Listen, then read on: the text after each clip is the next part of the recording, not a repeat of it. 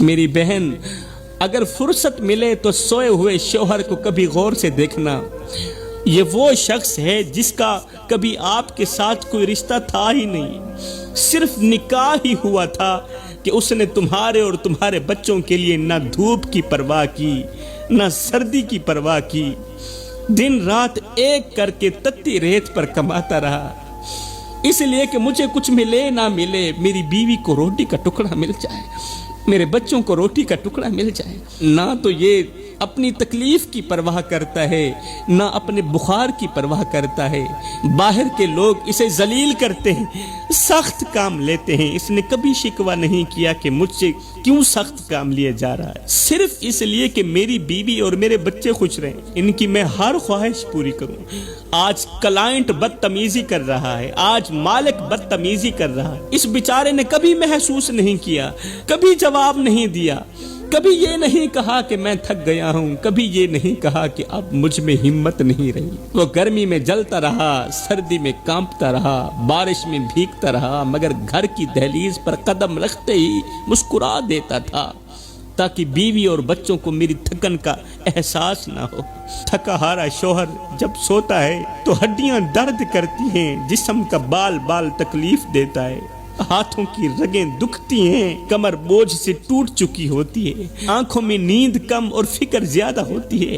مگر یہ بہادر خود کو حوصلے دیتے ہوئے دل ہی دل میں کہتا ہے ابھی تھکنے کا وقت نہیں، اے میرے جسم ابھی تھکنے کا وقت نہیں، ابھی تو میرے بچوں نے بڑا بھی ہونا ہے. بڑا ہونے کے لیے ان کے لیے روٹی بھی کمانی ہے، ان کے لیے کپڑا بھی کمانا ہے، ان کی ضرورتوں کو بھی پورا کرنا ہے.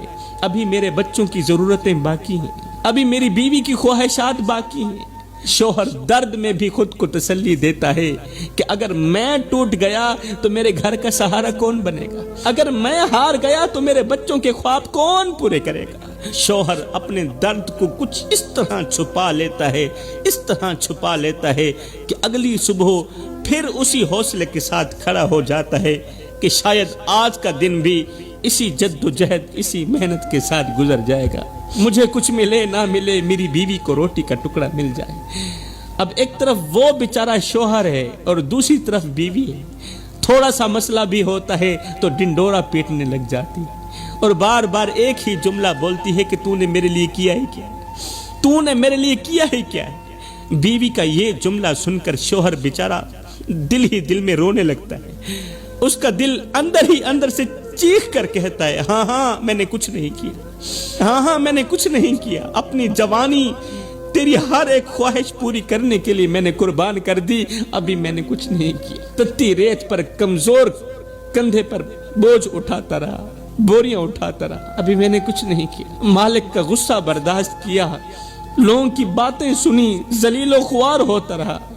کس کے لیے؟ تیرے لیے اور تیرے بچوں کے لیے. ابھی میں نے کچھ نہیں کیا. راتوں کو تھکا ہوا جسم لے کر آیا مگر بچوں کے لیے مسکرا کر بیٹھ گیا، نہیں کہا کہ میں تھکا ہوا ہوں، ابھی میں نے کچھ نہیں کیا. اپنی خواہشیں مار دیں، اپنے خواب دفن کر دیے صرف اس لیے کہ میری بیوی کے چہرے پر خوشی رہے.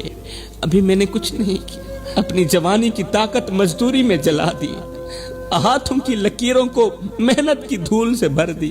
کبھی اپنی تکلیف کا ذکر نہیں کیا، کبھی اپنے دکھ کا حساب نہیں مانگا، صرف ذمہ داری ہی اٹھاتا رہا اس سوچ کی بنیاد پر کہ مجھے کچھ ملے نہ ملے، میری بیوی کو روٹی کا ٹکڑا مل جائے، میری بیوی کی ہر ایک خواہش پوری ہو جائے. ہاں ہاں شاید میں نے واقعی کچھ نہیں کی. میری بہن، ایک لمحے کے لیے سوچ تو صحیح کہ اگر ایک دن یہ شخص تیرے گھر واپس زندہ نہ آئے تو تیرا کیا بنے گا. ایک دن تیرا شوہر تیرے گھر واپس زندہ نہ آئے تو تیرا کیا بنے گا. وہ دروازہ جو ہر شام تیرے شوہر کے قدموں کی آہٹ سے کھلتا ہے، کیا وہ دروازہ ہمیشہ کے لیے بند نہیں ہو جائے گا. وہ کرسی جس پر یہ تھکا ہارا مسافر بیٹھ کر سانس لیتا ہے، وہ کرسی خالی رہ جائے گی. پھر تو اسی خالی کرسی کے سامنے بیٹھ کر اپنے دکھڑے سنائے گی، روئے گی، آنسو بہائے گی، مگر اس وقت کوئی جواب دینے والا نہیں ہوگا. پھر تمہیں یاد آئے گا کہ یہی وہ شخص تھا جو اپنی تھکن چھپا کر مجھے مسکرا کر دکھاتا تھا. یہی وہ شخص تھا جو اپنے بچوں کی ایک مسکراہٹ کے لیے اپنی پوری طاقت لگا دیتا تھا۔ پھر شاید دل سے ایک آہ نکلے گی کہ کاش میں نے اس کی خاموشیوں کو سمجھ لیا ہوتا، کاش میں نے اس کے درد کو پڑھ لیا ہوتا، کاش میں نے کبھی اس کے سر پر ہاتھ رکھ کر یہ کہہ دیا ہوتا کہ تم تھک گئے ہو، تھوڑا سا آرام بھی کر لو۔ کیونکہ اصل سچ یہ ہے کہ دنیا میں بہت سے رشتے مل جاتے ہیں، مگر جو رشتہ بیوی اور شوہر کے درمیان ہوتا ہے وہ صرف ساتھ رہنے کا نہیں ہوتا، وہ ایک دوسرے کی زندگی سنبھالنے کا رشتہ بھی ہوتا ہے۔ ایک ایسا سہارا جو جب تک ساتھ ہو اس کی قدر کم محسوس ہوتی، مگر جب وہ سایہ سر سے اٹھ جائے تو پوری زندگی سنسان لگنے لگتی ہے۔